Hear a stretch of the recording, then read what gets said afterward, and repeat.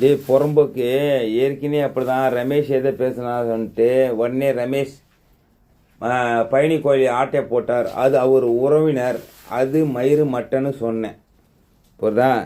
அப்புறம் பரந்தூர் விமான நிலையம் 5 வருஷம் பின்னாடி போடும், 5 வருஷம் பின்னாடி போடுன்னு ஒரு விட்டேன். இப்போ பிரபு வந்துட்டு திமுக பற்றி யாரெல்லாம் டிவிக்கு ஆட்சிக்காரங்க பேசுகிறாங்களோ அவங்கள உனக்கு தூக்கிட்டு வருவேன். அப்போ உனக்கு பின்னாடி ஏற்கிறது யார்?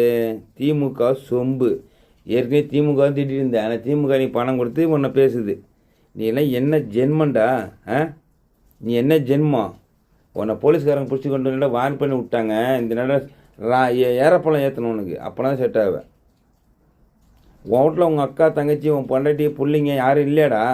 அந்த இதெல்லாம் பார்த்துட்டு எதுவும் கேட்குறதில்ல. உடனே ஏன்டா வாயை திறந்தா பொய்யா சொன்ன பேர் பச்சு பேசுகிறேன். பரதேசி ஒன்றால் செருப்பால் அடிச்சா விட தகுண்டா பண்ணாட நாயை. வாயை திறந்தா பொய்யா பேசுகிற திமுக சொம்பு.